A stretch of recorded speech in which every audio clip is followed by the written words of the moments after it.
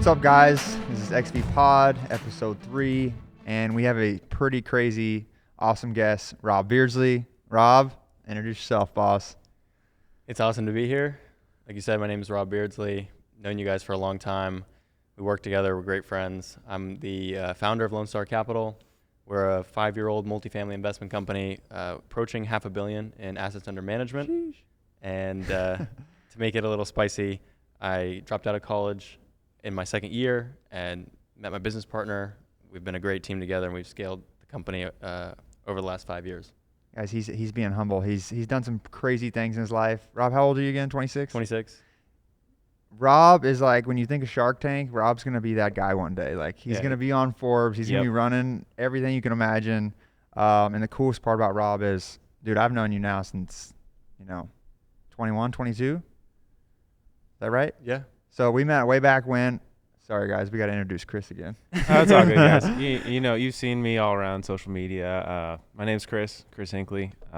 We call him Toast. He calls me Toast. He's got 100 different nicknames for me, but we stick with Toast for the most part. But yeah, back to Rob. Anyways, so me and Rob met way back with Bobby and Sophie Castro, and it's interesting because we do the video production and we go to shoot this huge mastermind boot camp, and Rob walks in, he's got his hair slick, he's got his suit on, he's got the fresh shave, and I'm like, one, is he here to attend the boot camp, or who is this guy? Because he carries himself at just a high level. He's always in the middle. He's observing. Guys, he's a gangster. Anyway, and so all of a sudden I start talking to Bobby and Sophie, and they're like talking with Rob, and I'm like, who is this guy? And finally I go over there, shake his hand because we're doing the video stuff, and all of a sudden I realized that Rob's pretty much speaking in, you spoke 2 days almost? Yeah, it was the biggest event I'd ever done, where we were basically teaching for 8 hours a day. And he's 20, you're 21 or 22? I think 23 by that. Oh, I was about to turn 23. Yeah, it's 22 years old. I'm like, okay, Bobby Castro's evaluated $1 billion industry, pulls out, has $300 million, invest in real estate, and then Rob's here speaking and teaching his boot camp in some ways.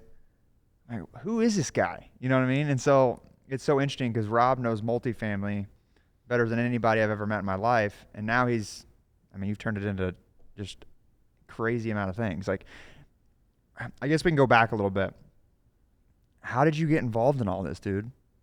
yeah, where does it start? Yeah, I mean, at 23 to be in that kind of a room with that much money flying around, those kinds of influencing people, like, how did you get to that point from dropping out of college to there?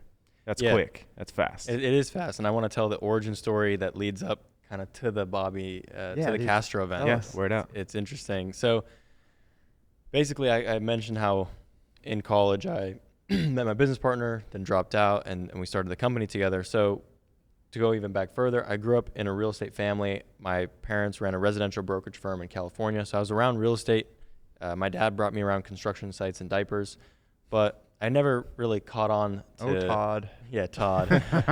I never was passionate, per se, about real estate. I didn't think I was going to go into that career. I was actually growing up in Silicon Valley, thinking I was going to do something in consulting or tech, maybe start a startup and do something like that, because all around me was all this tech money. People were working at Facebook or Google or doing startups and selling them to those companies and making a ton of money. So I went to school for computer science at Carnegie Mellon and was going down that path. But the other piece of the story was I had played football all growing up. That was my identity. That was my passion. I had committed myself. What position did you play? Quarterback. Oh. QB, baby. Still playing QB, right? QB1. So I went to school to play football. My dream was to go to an Ivy League school. The dream would have been something like Harvard, football, get the Ivy League education. Amazing, right? He's got the Harvard look. Yeah, exactly. Yeah, I was supposed to be a Harvard man. Rob's got all the looks. Look at the guy. Yeah. So that was the goal, and I didn't get any real action from a Ivy League school because they're a D1 AA. So the D3s were interested in me, so I went to Carnegie Mellon to play D3 football. When I showed up there, I looked around, and maybe this is true or not, but respectfully, I looked around and I was like, wow, I think my high school team could beat these guys. Oh, no. absolutely. I can speak to that point because I played Division II for like one semester, and as soon as they handed out the equipment, I was like, you're fucking kidding me, right? Like, I had better equipment in middle school, and you're just like, this isn't it. This isn't worth my time. Yeah, and maybe I had developed a football ego because we all my do. senior year of high school, I played in the San Diego Championship in front of 15,000 people. Yeah. Oh, wow. Right? And that was a big deal for me. It's hard to beat. And then I show up, and they're like, yeah, there's about 100 people that come to the games on Saturdays during the day. It's like, wait, so we're not playing under the lights. There's nobody in the stands. No fans. But to add insult to injury, there's a really good Catholic high school next door to the school. Where is this going? And they get to use Carnegie Mellon's really nice, maybe not really nice, but nice football stadium to play their games. Yeah. And they sell out. It's packed. It's going crazy. Oh, They're super God. good. Oh, and then the no. next day is Saturday, and it's D3. Nobody's there. Yeah, the parents fall off in D3, high school, and then they're done. Right. Yeah. So, long story short, I get to school, and I had an identity crisis, and I said, I'm quitting. I'm not going to play. How many months into school was this? This was like literally the day I got onto campus. I came for summer practice, right? Before. My bad. Yeah. Guys, I got a stupid Apple Watch going off. Come on, J.O. Damn it. Turn that shit off. So it was crazy because I get on campus before school's even started. So Yeah. athletes are the only people on campus. And so they put me I'm in the athlete dorms, which for whatever reason don't have AC.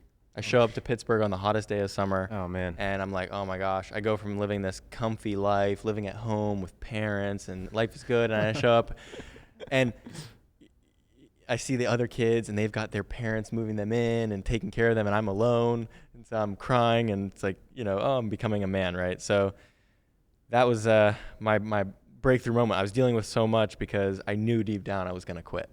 And Were you scared to like go to your parents? I was scared about everything. Here I was about to walk into the office. You seem like a scared guy. Like, what was the transition there? Well, the transition was deep down I knew that I couldn't do something that wasn't in alignment. I am so pragmatic that if I don't feel like something's serving me, I cannot physically bring myself to do it. Right? Interesting. So I wasn't about to invest 4 years of my life playing football with what to me felt like no ROI. Right? So speaking of that, like when you dial into that kind of stuff, that was an easy decision for you then. It was. Like most people feel like, oh man, I gotta do this because of this. Like, what really made that actually happen? Why did you decide, hey, the first day I got here, this isn't for me? Like, how are you so good at navigating and just making that decision? There's a lot of things that I do that are just based on hard work and research and mentorship, but that right there is just a gut thing. That's just something that I have. I have this gut thing that I'm very good at picking the right ways to spend my time and invest my energy. And I bet after that scenario where you trusted your gut and then now looking back, like you'll never second guess your gut again, probably, right? I hope not. Not. Yeah. With that being said, I'm not a stubborn guy, right? I get advice from everybody. So right. I think it's a good balance.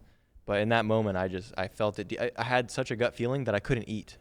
Wow. It was it was really crazy. You had to make a change. You had to make an action. Yeah. I remember So did you end up calling your parents, being like, coming back home? Like, what was that? What was that call like? Yeah. Honestly, I don't remember what those conversations were like, but I know my dad was super let down. Yeah. Not in a disappointed way, but just he was let down because he was so excited about following my football stuff. Right, that was something he was passionate about. He loved to go to games and all that stuff. So yeah, it became a family thing, right? The whole football thing, which is we're talking so much about football, and which is why when I say this was my identity, it really was. When I went around life, I would walk around and say, "Oh, hi, I'm Rob, the quarterback." I'm quarterback Rob. Yeah, I can totally resonate with that. We just had a big conversation. Is like today, and back then, I don't know if it's like this now, but you weren't cool if you weren't playing sports or all these other perspectives. And it's like, man, and I have kids. Like, I want them to do whatever they want to do because 10 years down the line after they graduate, sports ain't shit. You know what I mean? Quicker than that, honestly. I mean, so fast. Yeah. With that being said, though, it teaches you a ton. Yeah, no, the discipline aspect, Absolutely. work hard, all those kind of things. So, yeah, no, I agree with you on that. So then you go home, So I don't go home. You don't go home. No. So I go into the head coach office and the guy that recruited me and this and that, and they, sorry to say, but they wasted not a scholarship spot, but an admission spot on me, right? Because they can only admit a certain amount of players for the football team and whatnot. And they wasted a quarterback spot. They only take 1 or 2 quarterbacks a year, and they wasted it on me. So that was really sad, and I got yelled at and everything. And they yelled at you? Yeah, for sure. Wow.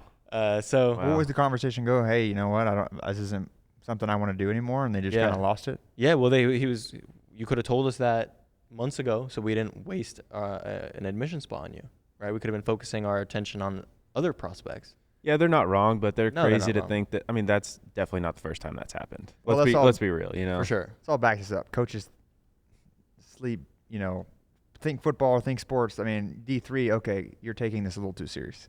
You know, like in high school, some of those coaches were just like, okay, this is 9th grade, buddy. We're not, you know, on a track scholarship over here running miles. Like, they're so invested in it. It's like, all right, this isn't even real life. And I guess you probably had that decision too. Like, this isn't what I want to do. Doesn't matter what you think anyway. I'm going to go do what I got to do. Yeah. As much as that moment hurts, right? You just know that you're going to be. How long is it going to last? How bad is it going to be, right? Oh, you get yelled at for 5 minutes, 30 minutes. Who cares, right? The light's at the end of the tunnel. Yeah. As soon as you walk out that door, that conversation's over. You're free. Right. Yeah. Do what Did you you want. feel free when you walked out of the door? I think so. Good I feeling? think so. Yeah, I think it was a good feeling. It was crazy because closing a chapter and starting a new one, right? Yeah. Football was, I don't know, 10, 12 years, and then it's starting this brand new thing, right? Unknown. Completely unknown too. Yeah, and it was refreshing because, yeah, I don't know. So the next part that's interesting is they say, okay, well, school hasn't started yet, and now that you're no longer a student athlete, you can't live on campus. Oh, shit. So Get I outta had here. just moved in. They said, get out of here.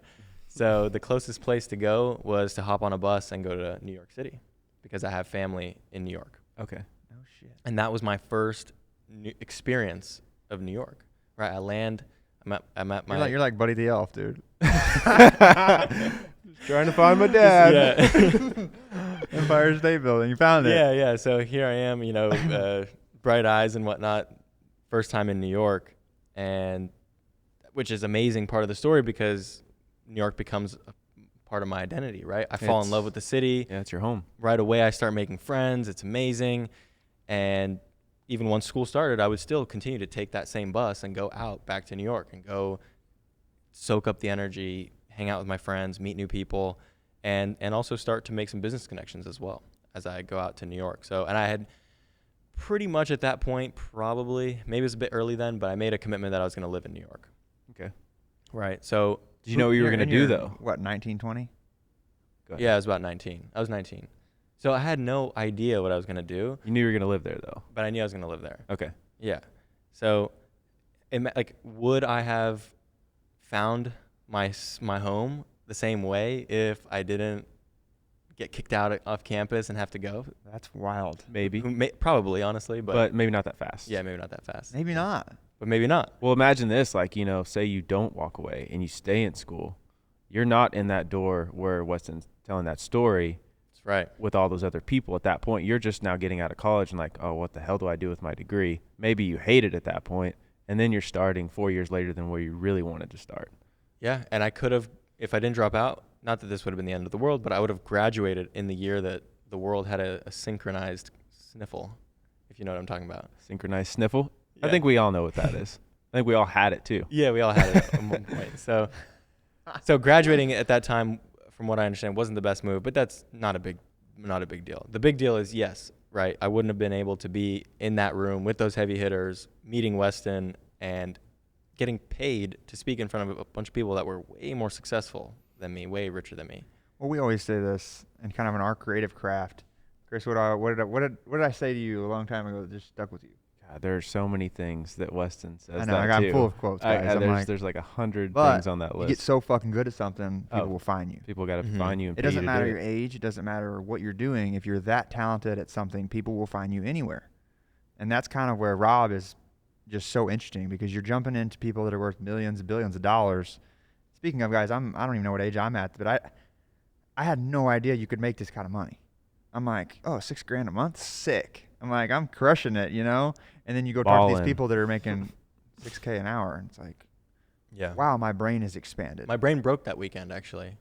What do you mean it broke? In a Did good Did you way? put it back together? I for sure did, but Explain, okay, so yes. so what you said though, as far as talent, if you're that special, it'll find you.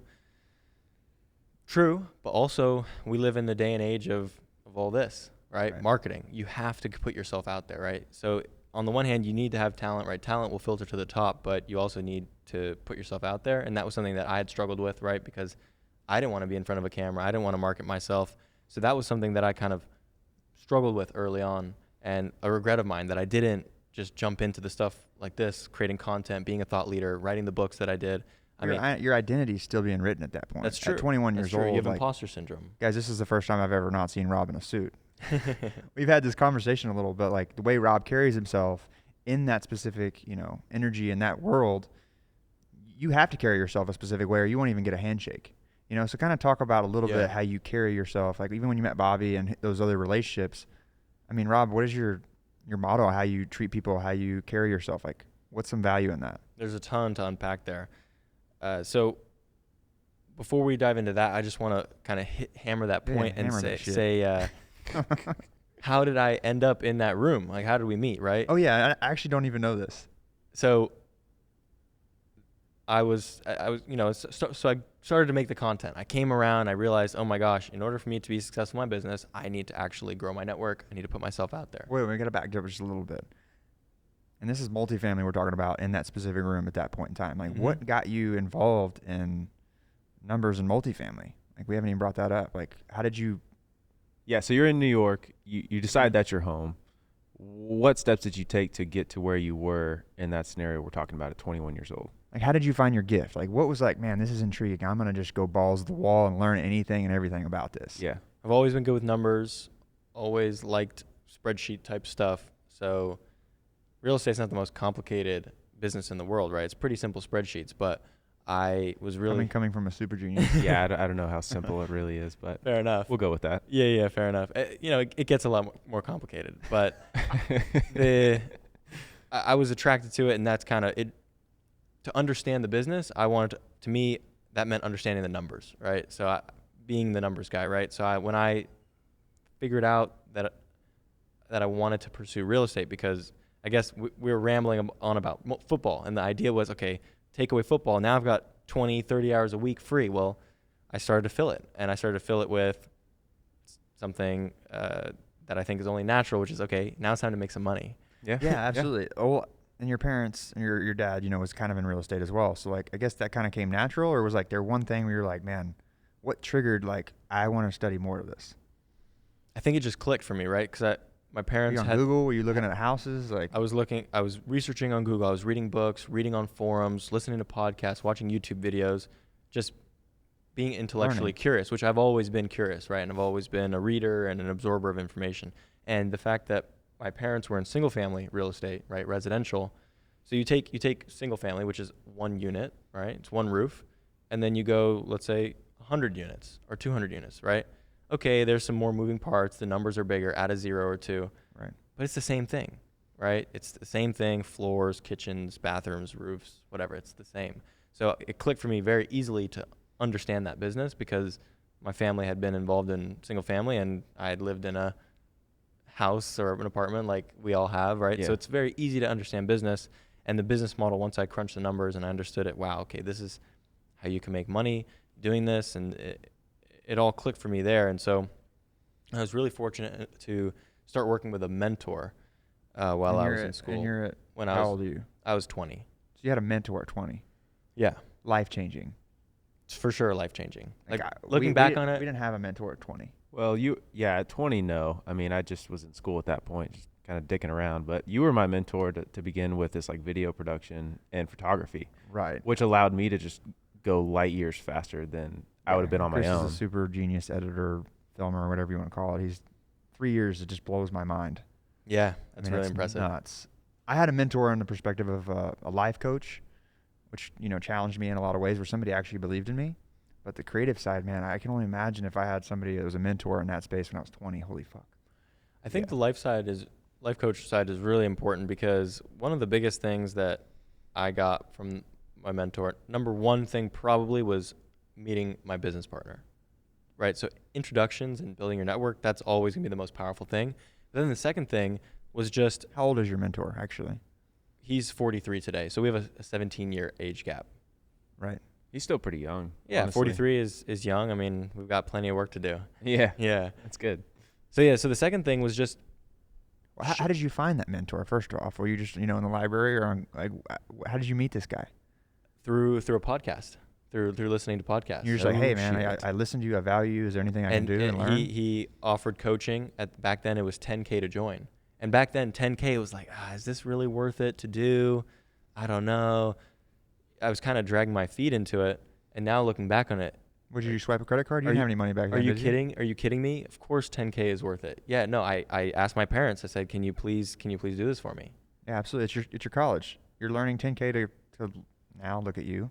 I mean, people might, yeah, you should sweat 10K. 10K is a lot of money. But if you look at The value. that compared to the value, you look at that compared to the cost of traditional higher College. education. Yeah, it's $150,000. it's insane, right? Yeah. And then what's funny about that is maybe 2 years later, after getting involved with that mentor, the price went to 50K. Oh, wow. So What is it now? 300,000? I have no idea.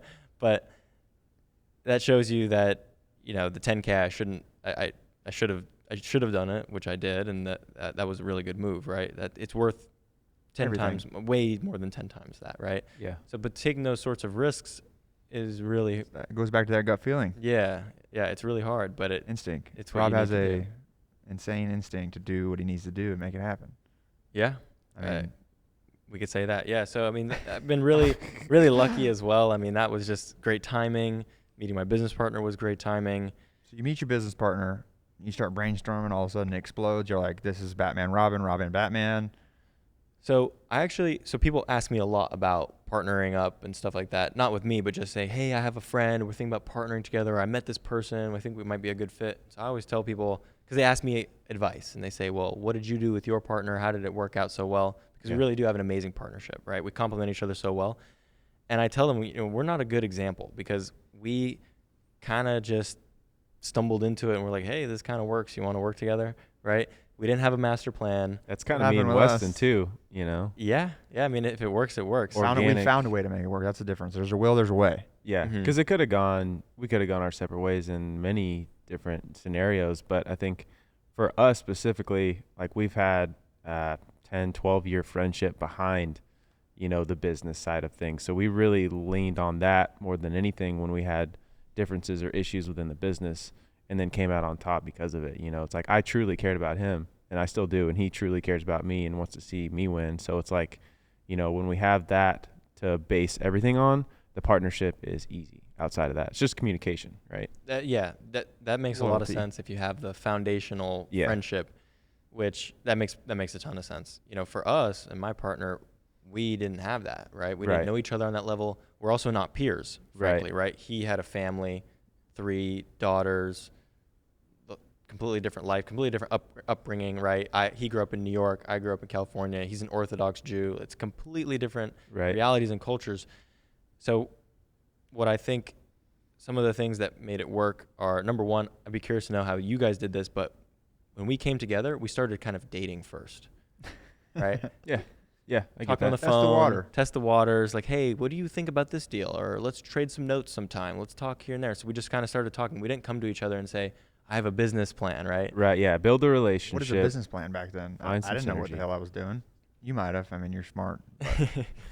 Yeah, no, we didn't. Yeah, make we didn't any really business know. plan. And yeah, nobody really knows. You had to learn that as you got, your relationship built, and then you're like, hey, this makes sense. Yeah. So we just went with the flow. And here's what I think was one of the big keys is because I was so much younger, I had, and still do have, lots of respect for him. And you should respect anybody, right? There should be course. respect no matter what. But I approached it from an especially respectful and hardworking position. I thought to myself, okay, I'm the younger one. I need to really prove my value. I need to really bring a ton to the table so that this makes sense for him.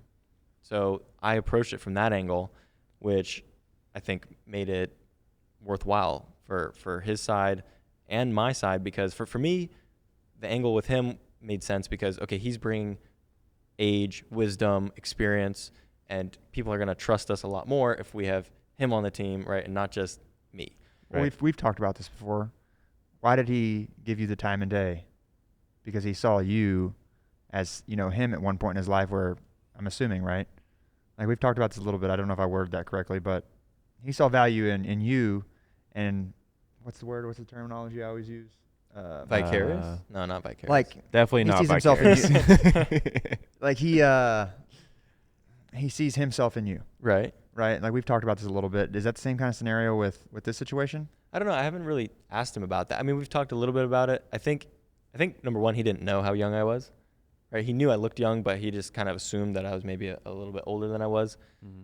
But it was the way you communicated. It was yeah, the way you exactly. carried The way I yourself, carried respect. myself and communicated and just willing to work hard. Right. So let me add this other thing, right? Because it's not all just easy and simple. So the other element was he still had a full-time job, right? He was a senior tax counsel at MetLife.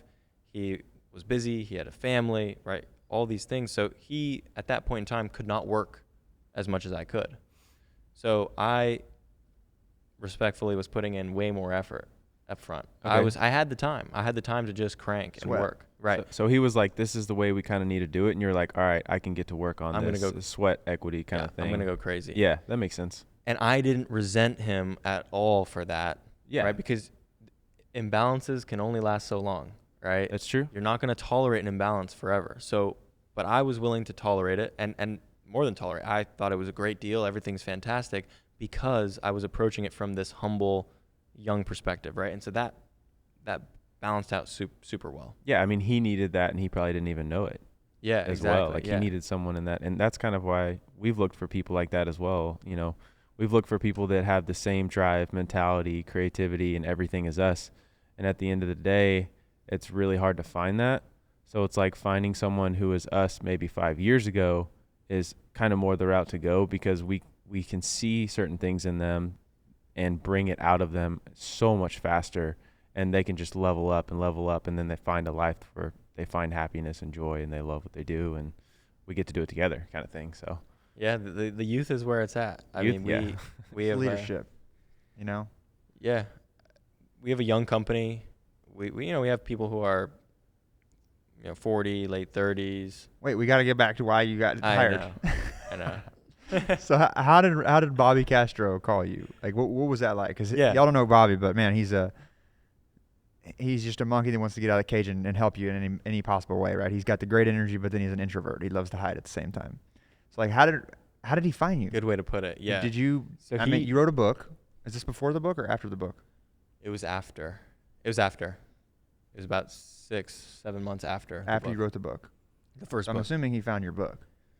So what he told me is that he saw one of my YouTube videos, right? And this is crazy when you think about the fact that my YouTube videos at the time and still are only getting about 100 views, right? I'm not viral. So it's kind of a motivating thing, I think, for people to understand that it's not about a million views, it's about the 100 right views. Yeah. It's the right people following you. So if you are producing content and you want to target an audience, target them exactly, right? Get in their mind, their dreams, their fears, and just speak directly to that audience, and you'll connect with them. You don't need a million people. That's a waste of time. So, I mean, it's crazy that he did, but he found me online. Did he ever say, like, somebody sent him you, and then he jumped on your YouTube, or he was just scrolling? He didn't say. Interesting. So I'd love to find that out from him. So he found me on YouTube, and then he messages me on LinkedIn. And at the time, I don't know what his LinkedIn looks like now, but at the time, his LinkedIn, his name was, like, in all caps. No profile picture. Nice. That describes Bobby, though. Yeah. Just you gotta help. If you want to be a Bobby, you gotta do the Bobby things. Once in a generation guy. So I thought it was kind of spammy, right? Because there's no profile photo and it's weird. It looks sketch. Yeah, it looks sketchy. And I forget the messages, but he's like, hey, I'm running an event and I want you to work. I want you to come.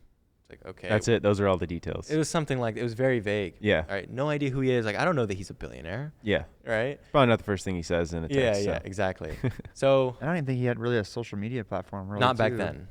To where you even knew that he was evaluated at that anyway. I didn't even know what he did, right? I think eventually maybe a few messages later, he's like, yeah, I have a $300 million real estate portfolio or something like that. And I'm thinking, no, he doesn't. Because, there's so many people that lie about this stuff. We found that out. We have people in our industry that will go out and raise a couple $100,000 from some of their investors or friends and put it into a $50 million deal.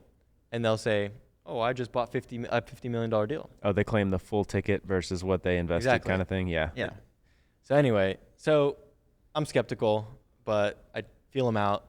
We jump on the phone. Go back to the gut. Yeah, exactly. I'm like, my gut's telling me to talk to him. So I jump on the phone with him and we have a great conversation and he lays out what he wants. And What was your first, I mean, I guess it was a Zoom call. it was a phone call. Oh, it was a phone call. So like, was he just full of energy and what was the conversation like? Yeah, it was like PMA, Positive mindset. positive mental attitude. Positive, yeah, that's it. Yeah, how do you not know that? I know. Guys, I've had a long day. Because Give me a break. you don't even need to know that. You just know PMA. Yeah, PMA. Yeah, That's all you like got. that's all you need to know, right? I think of other things when I think of PMA. Kid friendly here. Not really, but Yeah. Non-refundable minutes. Hey, that is a fact, though, and keep going because I got to learn so much from Bobby. I mean, what a value of a human being. Totally. So I feel him out on a phone call. I say, oh, this is actually pretty interesting. And then I don't remember when he plopped this on me, but it was probably not on that call. But at some point he was like, yeah, I want you to be paid for this because this is going to be a lot of work. 25 grand. No shit. And I'm like, hell yeah. kind of keeping it cool. And you're 22. Don't. Yeah, don't exactly. forget. I'm not making a ton of money yet, right? And so I was thinking, wow, this is pretty sweet. So I said, yeah, that'll work for me. Let's get rolling. So then we start jumping on Zoom calls. They start laying it on me. They say, okay, we want you to put together this whole booklet. And I'm like, oh, this is actually a ton of work. And so I did a ton of preparation before the event. And then I actually get down to Fort Lauderdale and I get to the event and I see in the parking lot Lamborghini, Yep. Rolls Royce, Aston Martin, Ferrari. And I'm thinking, wow, what kind of event is this? What's going on? Who are these people? Yeah, who are these people that all paid $15K each to be here? Crazy. It's wild. So going back to my brain becoming broken, right? That starts to break my brain, right? And I'm sure it broke yours as well. Look at all these guys. They're making so much money. Everyone's talking big numbers.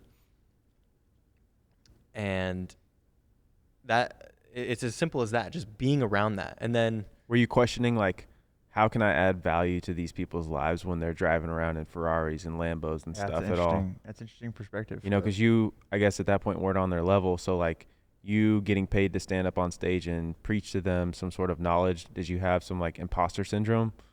a little bit, yeah. I knew that it was going to be, basically in my head, I was kind of thinking, I need to, like, race and start talking as fast as possible to prove to these people that they should listen to me. Yeah, fill the time gap. Don't let be silent. me just really establish. But I mean, it was a very warm crowd. Bobby co-signed it. Everything was awesome. I had a great time getting to know everyone, and everyone was appreciative of me and everything. So that was great. Well, the circle and Bobby, you got to understand too. Y'all don't know Bobby, but his circle is very tight. Everybody that's going to be there cares about people for most part. You know what I mean? Or they're there to learn value, right? But everybody we met that day was just, I mean, I don't know if you follow Andy? Andy who? I can't remember his last name, but I love his content. He's in LA. Priscilla? No, but I do like Andy Frisella. Gotcha. No, his name's Andy. Hispanic guy, super buff. Him and his sister were there, but they're like the most kind people. I still talk to him to this day. He's got a really interesting story as well. But Yeah, there's so many interesting characters there. and they're all willing to learn, and like they've made money in a lot of areas, and like they really wanted to get the expert level, which at 22 years old was coming from Rob. Crazy, I know.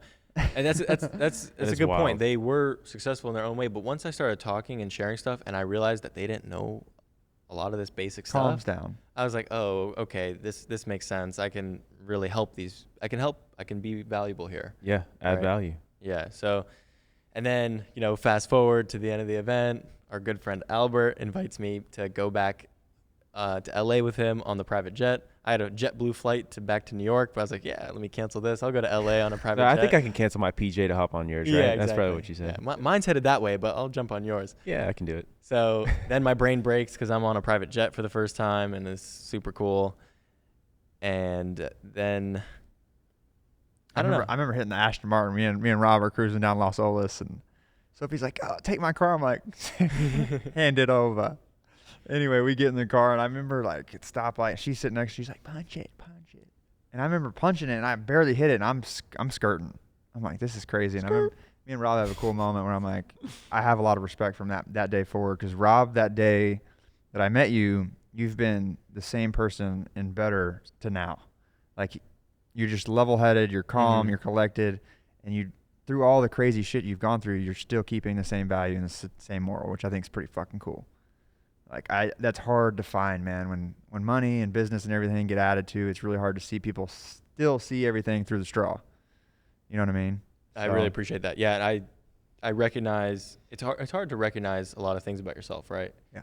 Especially the things that come easily to you because you don't recognize that to be a gift. You're like, well, doesn't everyone just have this, right? If It's not apparent to you, right? Yeah, exactly. We talked about this the other day. Is like finding your gift, and then like figuring that out, and then just diving into it.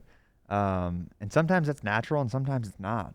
I mean, I would say mine's natural. Yours became natural, and yours is. But a lot of people sit in that uncomfortable zone where they don't know what it is, and they're constantly in like an anxiety state or all those kinds of things. So we're blessed in a lot of ways to be able to just have that and just know what to do with it.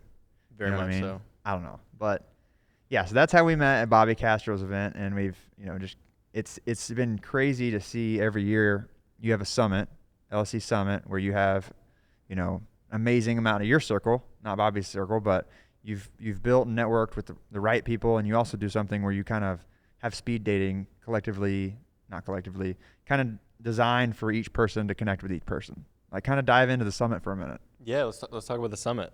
Summit's super exciting. LSCsummit.com for everybody. Go check it out. Check it out. They got Value. a sick video. Yes. The videos are the best part for sure. This year's gonna be even crazier. This year's gonna be nuts. Yeah. We allowed to hype that up a little bit of where it's gonna be. Yeah. It's everything. Everything's public now. It's coming right up. You say it. Where are we doing this at? Yeah, where's it happening? Yeah, we're doing it at the One World Trade Center. Guys, Is that where the office is now? That's where our office is now. Guys, Yeah. So we're on. What a wild. I mean, what was that like doing that deal? Like, we're gonna get a spot at the World Trade. Like, This is how it goes down. So my business partner is moving out of Brooklyn. He's moving. I guess a little bit background on your business partner. Does he live in New York? So he's born and raised in Brooklyn. Or maybe I think he was actually born in Philly or something, but he spent his whole life in Brooklyn, literally his whole life in Brooklyn, and now he just recently moved up north. So he now lives in a suburb and commutes down to the city. Okay. So from where he was, Do y'all see each other like often? Y'all on phone calls? Like, well, we're in the office every day together. Have I met him? I feel like I've never seen him. Because I don't even know his name. So low key. Super low The key. ghost. He's the ghost, super low key. He does not want to be in front of a camera. Okay. He doesn't mind talking with people, but not on stage. He'll get in a one-on-one with you and have a good conversation, crack some jokes, but does not want to be in front of a group. So he's not at the summits, is he? He kind of is in the back. God, we got to meet him next time. Guys, I've known Rob now, 22 and 26 years old. 4 years, I still don't know who this guy is. So People ask, does he actually exist, or did you just make him up to make it seem more legit? that's yeah, I possible. mean, that's fair because It's he's fair. just this ghost figure to me. I'm like, yeah, he's like my Well, partner. It's amazing. I mean, he does so much stuff behind the scenes. I mean, he's working so hard. So That's amazing. powerful. That's yeah, powerful. I'm very lucky, and I'd role like to model. think that he's lucky to have me as well, right? So Yeah. that's what makes it work. Goes both ways. So the summit, let's talk about the office a little bit because this is a funny story, This is right? cool. So we were working remote when it's just us. It's like, hey, it's just me and him. We can talk on the phone. But then we hire our first person, and then I need to train that person. Well, it's best to be together. So then we start working out of my apartment building in New York. At the time, I lived on Wall Street, and we would just work at my apartment building. And then we kind of kept that going as we hired more people. And then eventually we were thinking, we really should get an office, right? And we decided that we wanted it to be within a 5-minute walk of the World Trade Center because that was the train station that he would get off at for his new commute once he moves. Okay. Interesting. So then we kind of figured, okay, so we're looking around for offices, logistics, and we look at a place that's kind of like a nice office, but it's a little bit of an older building. It's not super swanky, right? Swanky. There wasn't a ton of options though. But then this perfect space was available in the One World Trade Center, and it's twice as expensive as what else we're looking at. I can't imagine. And my business partner and I are thinking, he told me, he's like, I don't even want to go see it because I know if we see it, we're going to want it. It's a done Absolutely. deal. Yeah. As soon as you walk in, it's over. And I really wanted it. Right? Yeah. When Rob wants something, When I want something, I'm saying like, I like to save money, but if the office to me felt very important. So when I heard him say those words, I said, I got him. He's going to do it. That's easy. He's going to say yes. So we tour it. We check it out. It's amazing. We look at other stuff, but we come back to it and we're like, you know what? Let's get the Ferrari. We just need the Ferrari. So yeah, it's just like that. We got sold on the lot and we got the office and we're very happy. How does that feel, Rob? I mean, I know we're all driven minds here, but do you ever pat yourself on the back, man, for some of those accomplishments? Does that process in your head? Not really, to be honest. Interesting. You know, I don't know. It's Because I always talk about this book Driven all the time, but your endorphins never really hit when you actually do something that you're proud of. Your mind, you're on level 3, you're accomplished level 3, and your mind's on number 7. Yeah, you just go to Right. that next level immediately. There's no like, oh, this is sick. I can That's the- celebrate. I can hang out. You're Pretty just like, much. oh, wait. Okay, now we need to go here. That's And then we the- can go there. That's the driven mind. That's the visionary when Yeah. it comes to brain types. It's really interesting hearing you say that because, I mean, dude, 26 to say you have an office space in the World Trade is, I mean, what are it feels G. I'm not gonna lie. feels G. It feels G. When Weston told me that y'all were getting an office there, I was like, you mean like the One World Trade Center, right? Like where we went and filmed last year for B-roll? And he's Mm. like, yeah, that one. And I was like, what the hell are they on this year in New York? What are these boys doing up there? They must They be working. cranking some work out. Yeah, no, things started to really see. The thing that's interesting is when you're in the middle of the business and building and grinding, Chaos. everything feels so slow, right? Because you're working all day long, and then yeah, you made some progress, but you were working all day, so the progress feels small, right? Yeah. Only until you kind of take a step back, zoom out, and look back do you realize, oh wow, actually we've made a ton of progress. Yeah. So that's kind of the two sides of things, right? When you're in it and just working hard, you don't realize how fast things are going, right? They feel slow, honestly. Well, you feel like you're never getting enough done. At least that's how we feel. Is like I'll go through working a 10, 12-hour day and be like, I feel like I got nothing done. But realistically, there was a lot of shit that was accomplished Exactly. that day. I got a quote. Which one? Every day's the same till you look back a year later.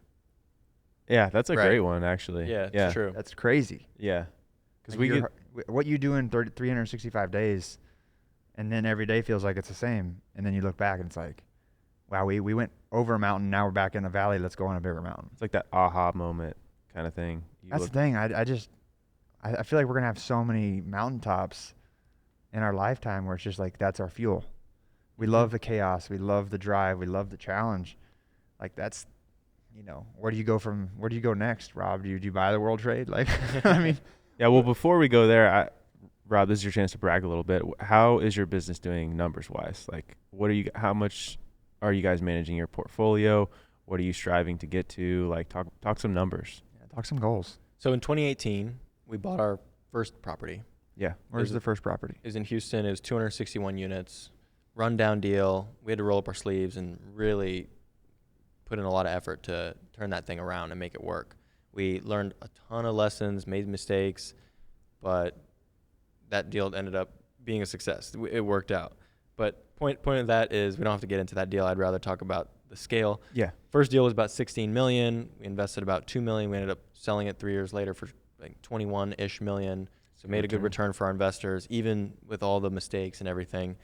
Then so that's the only deal we buy all of 2018. Makes sense though, right? It's the first one. Then Yeah. 2019, we only buy one deal again. Oh, wow. And it's 12 million. Jeez. Okay. Went down a little bit. Yeah. And then in 2020, we buy another deal and it's 9 million. So we keep going the wrong way. 16, 12, What's 9. going on here? What's going on? And then we meet a new potential investor.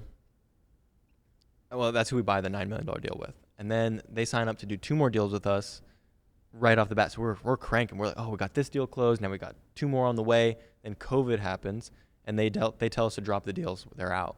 So now we take a bunch of steps back. COVID's going on. Was that a blessing or like? I'd probably say that was a blessing because in the end, they weren't the right partner for us. Interesting. So that I'd say that's fine, right? Yeah. What was a mistake though was we had too much fear during COVID. Everyone had fear, right? But we were scared that our tenant's going to pay their rent, our property value is going to drop, what's going to happen. The reality was 2020 was a fantastic year to buy real estate. One of the best years Yeah. because the Fed lowered rates, property values went up, inflation caused rents to go through the roof. It was an amazing time to buy real estate, but we sat on our hands the whole year. So that's a regret for sure, but it is what it is, right? Maybe now that we have more experience, now that we have more confidence in ourselves, maybe it would be different now.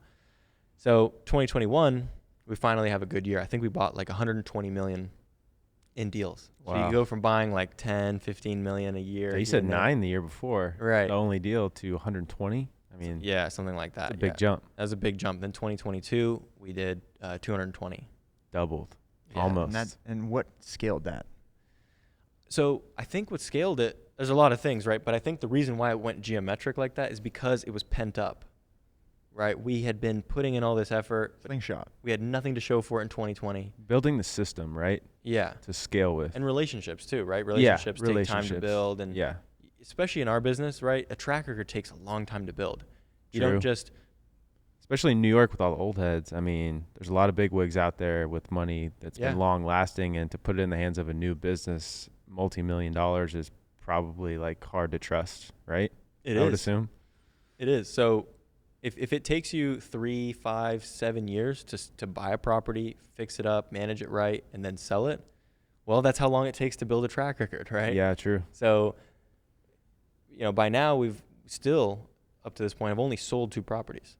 Right, we have had wins, and we have other case studies that we can point to and say, well, look what we did here. This is a win. But at the end of the day, we've only sold 2 deals. So that's buying and selling. That's what true track record means in investing, right? Until you can take someone's money and give it all back to them plus profit, it's all speculation. You don't know. Hypothetical. That's crazy. Yeah. So it takes a really long time to build a track record, which is why that slingshot eventually happened, because we started to get those wins, started to prove to our investors, right? You give investors... If an investor gives you 100 and you give back 200, okay, they're going to give you more, right? And so then you're going to start getting repeats and referrals, and it's going to go. So that's where we finished 2022. 2023 is still in progress. It's been a tougher year because of what's been happening in the market, but I hope we can finish somewhere around 200. That would be a great win. And then moving forward, we absolutely have the investors behind us and the team with us to do 250, 350, I think even 500 million in a single year. Wow. That's kind of the goal that we want to get to. That's going to be really big. And then that will take us in a couple years time to $1 billion portfolio. And then, from there, there's no magic number, right? There's no end goal. It's always a new challenge. You need a challenge. Yeah. There's no number. Number's not the challenge. It's I'm going to find a way to make this work. Milestones, I guess, the best way to put it, right? They're never ending. It's so I don't want to be a billionaire, right? But people that become billionaires, they don't become billionaires because they had a number in mind and then they stop, right? No, people are they're insatiable, right? They just want to keep going and going and going. I don't think I have that all the way crazy personality. Like, I know how to relax a little bit and be pragmatic, because I know that $1 billion is not going to improve my life or the next billion, right? Like, I'd be okay with just my little 200 what are you million. going to do with $1 billion? Yeah. I think it brings a lot more problems than benefits, honestly. But that's a different topic. So anyway, that's kind of the goals and the numbers of the business right now. That's awesome. You guys are killing it, man. What's your personal goals, man? Like, besides the business side of it, like, what do you want to do in life? What's some things on your bucket list type stuff? Bucket list type stuff. I don't know. I mean, nothing. Rob loves to travel. He loves cigars. I love cigars. I love to travel, but I have a love-hate relationship right now with travel. I'm just not home enough. Until you build the jet with a home in it. That would be possible. Nice. That would be nice. That would be nice. You get a blimp, it just travels pretty slow. A blimp. I mean, the question you're asking me is very deep, right? Oh, like, what do you want to do with your life? And I have all these little, they're big goals, but they're little goals, right? They're material goals. Like, well, I want to buy this apartment. I want to have this watch, right? I want to have this. I mean, to me, those are little dominoes that are knocked down by the big one. Yeah. And the big one is just making sure I'm hitting what we need to hit in the business. And I know if we just put one foot in front of the other, crank 250 million or 300 or so per year, it's going to compound and grow, and we'll be just fine. Interesting. Chris, what do you got to say, bud? I think it's interesting to hear kind of your outtake on your future goals, because I kind of had the same answer whenever he asked me this on our first episode. I was like, he's like, what are your goals in 3 years? Personal. What is your mission? Is what it was. What's your mission in 3 years? And I'm thinking to myself, like, I have no clue, and I don't even really want to think about it too hard, because if you were to ask me 3 years ago what my goals were, would have nothing to do with what I'm doing right now. I mean, they are just constantly changing, and I know that if I keep pushing the bar and keep getting better at my craft, one, and then just helping others get to our level of where we're at in our business specifically, and provide value to our clients more and more, then we're going to reach all these things that I never thought were even possible. They're not necessarily my end goal, but I know if I keep doing this every single day and we keep getting better and I'm waking up with the drive to do it, it's going to take me to a place where I never even thought was possible, you know? Crazy perspective. Yeah, it's called the rocket ship. What you're saying basically is that your goals need to serve you. Yes. Right? If you have some crazy mission, like I want to save the world, but it doesn't actually help you today move forward, then what's the point? Yeah, little wins add up to massive wins over time. I think that's kind of my thing. I fully agree with you. You mentioned something to me one time, Rob, that was about traveling and culture. And I loved it. There's two things. So we did a masterclass series the other day type thing. There's two things, dude, that just stuck with me. Mm-hmm. Questions and answers. I thought that was fascinating. I thought that was just so eye-opening. And I would love for you to talk about that. And secondly, what was your comment on travel and culture? I'm not sure exactly what you're talking about, but one of my quotes that I'll take quote. credit for is I always say that travel is about people, not places. That's what it was. Yeah, that's my quote. I like that. Yeah, and like you've traveled all over the world. Like, what are some of the favorite places you've traveled, and like why is that so important to you as well as your business and relationships? Yeah. So to me, I'm not a big sightseer. I don't like to go to museums or He loves to sightsee. check out. I went to Rome and see the stuff, right? I don't care. I just don't. So that's why to me it's about people, right? I've traveled to cool places. We're talking about Positano. We were talking, Rome, Mykonos. What was the name one more time? Pusanana? What is it? Whatever you want it to be. It's a small city in Italy, on the coast of Italy. Italy. So, like, those places are cool. They're memorable. They have unique features. But would I have enjoyed them without being with my friends or what have you? No, absolutely not. I would way rather be in some no-name place with the right people than at the coolest spot, wherever that may be. So Your circle's tight. yeah, I think it's not out of the ordinary type, but it's Your circle's tight. it's tight. It's tight. You have acquaintances and close acquaintances, and then you have your friends and family, I would assume, right? You're really tight-knit circle that you lean on for Like specific Craig. things. Like Craig. Like Craig. Craig. Shout out to Craig. Miss Shout you, out to dude. I Craig. can't wait to get Craig on this, and hopefully Oh my August. He will God. crush this He's gonna podcast. Oh, I fly. cannot wait. It's going to be hilarious, but it's also hopefully we'll get him to talk about a little bit of business Yeah, too. I He's think- got a cool story. He's Brag about Craig for a sec. Like, dude, what do you love what I was about just Craig? I was actually gonna shout him out because I was just gonna say he's helped me a lot, kind of get out of my shell a bit. You in a shell? Nah. People say this all the time. You're like, get out of your shell, or you're so polished. Oh, do you ever not wear a suit? Type of thing. And that's just because that's how I came up, right? Because when you're 21 trying to talk to people and ask millions of dollars from them, what else are you gonna do, right? Are you gonna slip up? Are you gonna No, you're not gonna do that, right? Right.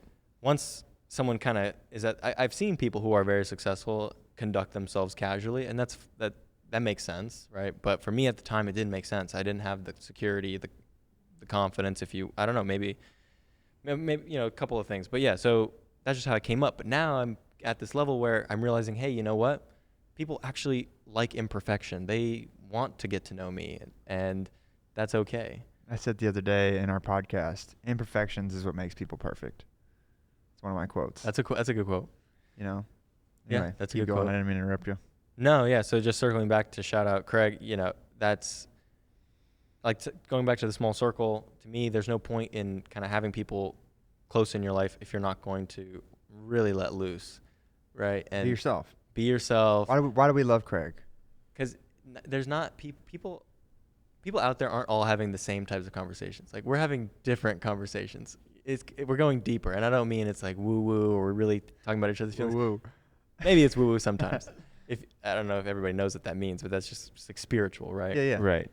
So I just mean, we're just so free, and it helps with work as well. And I think this is something that potentially the younger generation of our generation struggles with confrontation. Right. We're all used to now being soft, participation trophies, and not being told what's real. And the reality of managing people and being a boss is you have to be confrontational. You have to tell people what's real, and you have to have the guts to say, this was inappropriate or this was unacceptable, and whatever it is. Accountability. Right? Just accountability and leading, right? And so just using Craig as an example, we have that relationship where in the same conversation, we could be cracking jokes and giving each other a hard time, and then snap and just, hey, you didn't respond to that email, or you said this thing in the email that was unacceptable, blah, blah, blah, right? Yeah. Or you need to fix your hair because when we're on camera, it's not looking right? Looking bad, Trick. It looks bad, Trick. And then on my end, right, this is what I love as well. On my end, I'm the boss, right? So in a lot of workplaces, whatever the boss says is, right? And you of course, can't, especially in New York. yeah. But with me, right, Craig can tell me straight up, oh, this was a bad look for you, or you shouldn't do this, or And he will tell you. yeah, exactly. He will be honest with me. And I would hope, and I do think that everyone else on the team has that same open policy where it doesn't matter if it's the boss or the whoever, we can all call each other out. And actually, now that I'm thinking about it, the other day, I remember I texted Craig and I said, I need you to reach out to this person and say this. And he quickly calls me and says, no, I don't think so. Here's why. And he gave me the reasons. And then at the end, he said, I'll do whatever you want me to do. Right? But this is what I think. And I think that is a really important dynamic that if people want to have a successful working relationship, you need to have that. I don't want to say there's no 50-50 partners, because my partner and I are 50-50, but there needs to be a give and take, and there needs to be a leader. So at the end of the day, Craig has no problem going, I'll do whatever you say, but here's how I really feel, right? That's a healthy relationship. Because if he's comfortable giving me feedback and then also going, screw you, I'm not going to do what you say because I think I'm right, well, then it's all going to fall apart. Yeah, it doesn't work that way. He values you. You value him.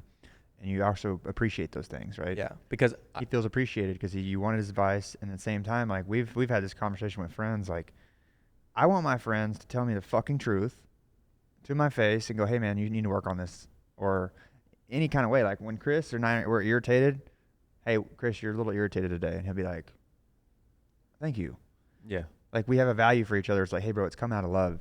It's not coming out of hate. It's not coming out of selfishness. It's not coming out of bitterness. It's because I care about you. Yeah. right. And that's kind of how we try to operate with friends and relationships and all those kinds of things. Like trusting Chris with everything is a hard thing to do, but he trusts me with everything as well. So we obviously have that balance where anytime he needs something or anytime I need something, we don't hesitate.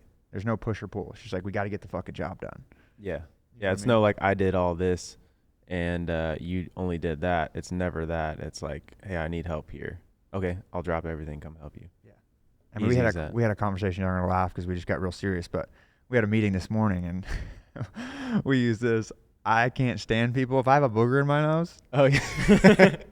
y'all can laugh all you want, but this is dead ass serious for me. True. If you have a booger in your nose, and I've been talking to you for 5 minutes, and you don't tell me there's a booger in your nose, in my nose, Oh, gotcha. I don't fucking trust you. Like I would rather somebody walk up, hey man, you got fuzz on your face. Like Right. I'm funny about that one, Yeah, we did laugh about that this morning. but it's so true. Yeah. Someone told me that if something like that, like a booger or something, can be fixed in 30 I seconds. never thought I'd hear booger come out of Rob's Or like, mouth. you know, a little green leaf. Yeah, in if you have your a little tooth or green in something. your teeth, if it can be fixed in 30 seconds, then it's appropriate to let them know. If it's something like, oh, your nose is big, right? It's like, well, they can't Oh, fix that in God. 30 Well, seconds. yeah, Like, it's a dumb example. It's like, hey, dude, you need to go get a nose job real Right, quick, right, right? real Then come quick. back and talk to me, okay? Yeah, exactly. No. That's crazy. So I want to anyway, ask you one more thing. I got one more thing too after him. So we got 2 more things. Well, I got 3. I'll scratch the question and answers because we're gonna release. that's such a good one. But yeah, we can cover. wanna that talk later. about that one? No. Let's. The people can't get everything. That's true. Keep them wanting more. Yeah.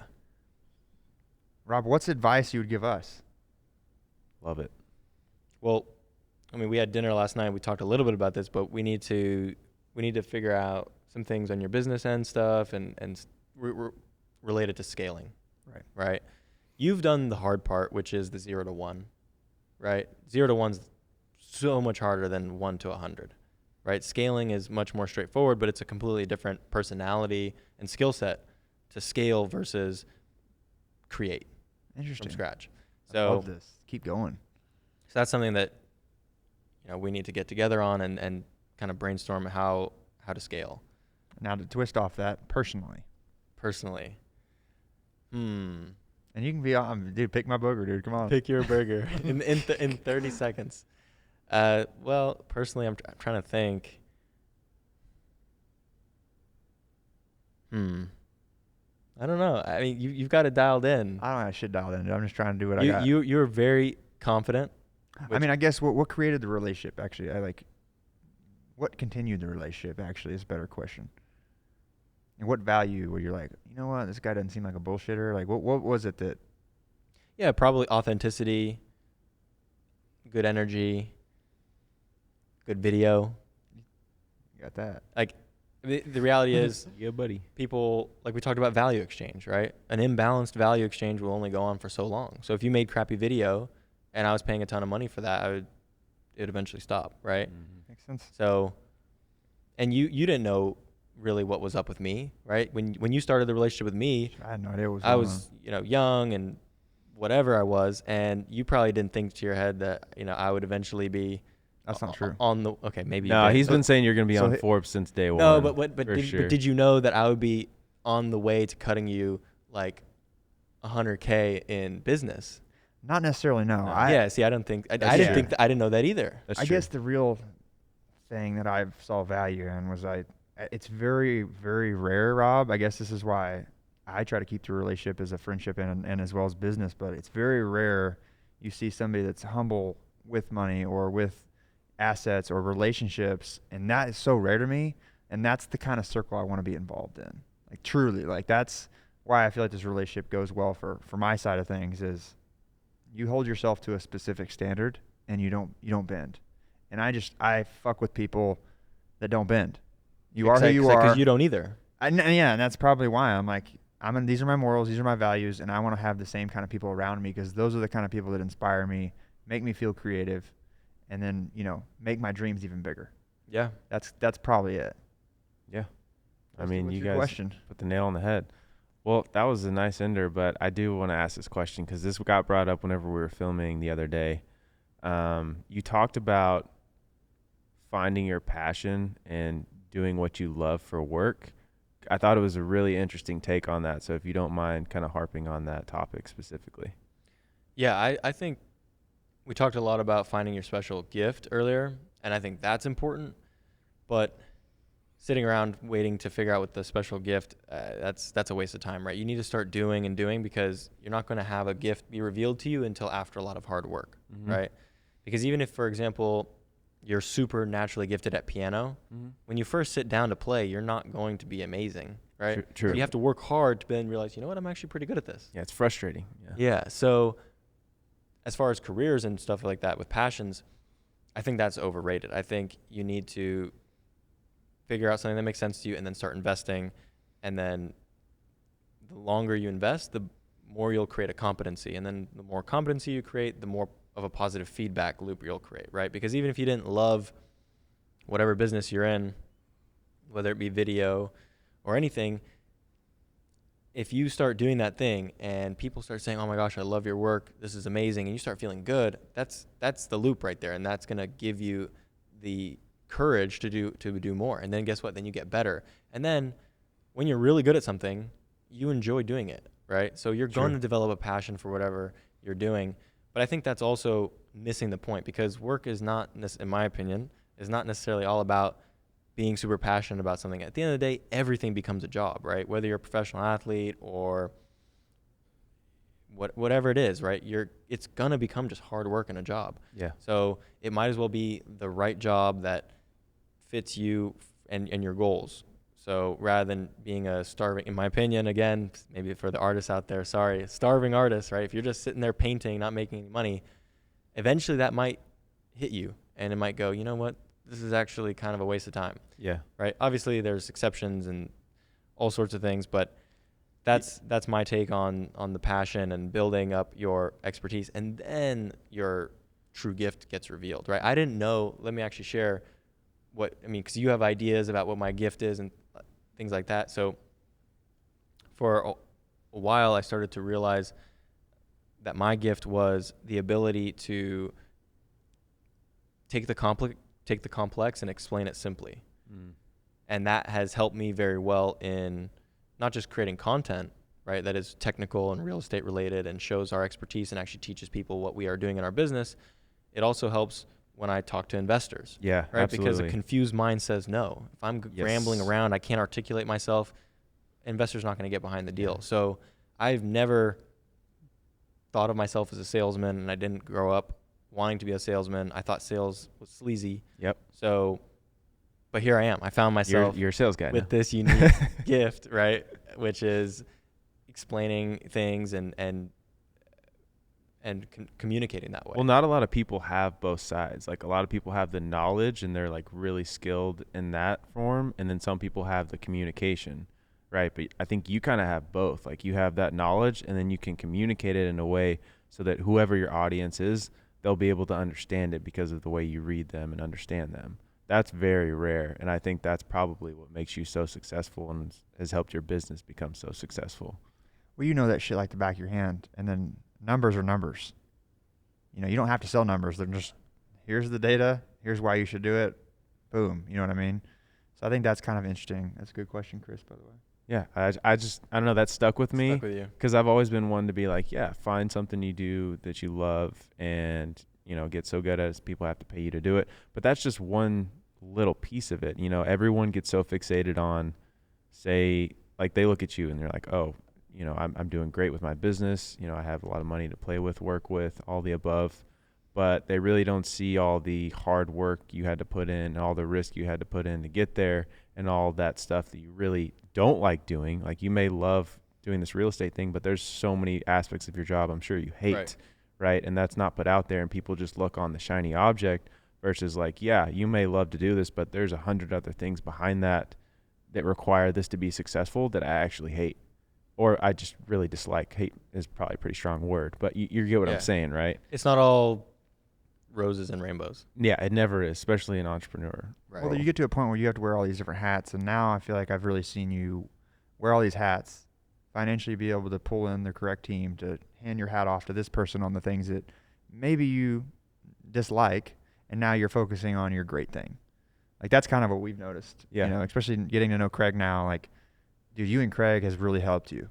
Like that's the truth, man. Like, and you've helped him so much as well. But seeing able to breathe, take some stress off, hand it to Craig for half a second, let him handle it, and come back to you has really been eye-opening to watch.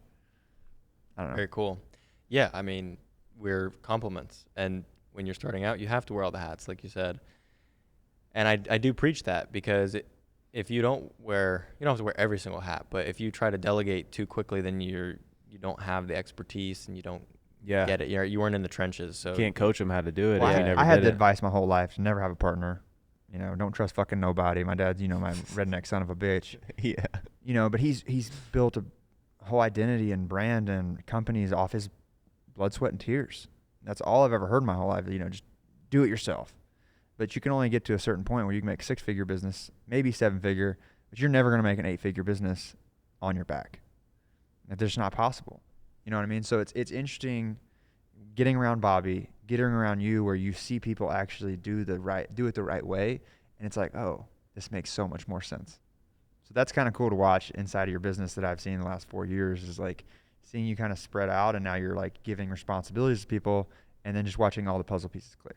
Yeah. And I don't know if I can speak for Weston, but we're finally getting the real Rob personality-wise, like not just suited and booted and ready to roll and investor meeting. It's really been nice to get to know you this past year and kind of see some of your personality. Yeah, we're ready to go to Miami and see Rob Rob box. Rob has a lot of hidden talents nobody knows. Was it you that does the piano? Yeah. I was classically trained, yeah. Rob does piano like crazy, and he also speaks Russian, which I didn't know. Wild. I thought that was wild. And then he box out of nowhere. So yeah, I'm not Jake Paul, but speak some Russian. Not dude. yet. Come on. Not yet. I don't want to speak Russian on the spot. Мы почти опоздаваем. I can't. You guys have me nervous right now. It's all good, homie. Is it? I can't speak Russian anyways. I could actually speak Russian. I'm holding back a little bit, but Yeah, I know you got to get out of here. He picked up a phone call and did a deal all in Russian one Yeah, day. we we were were that filming. was fun. That was One of fun. the watches. Yeah. Yeah, it was wild. Yeah. But anyways, we'll Rob- close this out. I look at that camera, give one last little tip, advice, quote, whatever you feel like saying, and then we're going to just break this thing off. One last tip of advice. Here we go. Everything always works out. So cliche, but that's honestly my motto. I like it simple. It's super cliche because the reason why I want to say it's cliche is because a lot of people think, oh, like a hippie's just sitting there going, it's all right, it all works out, bro.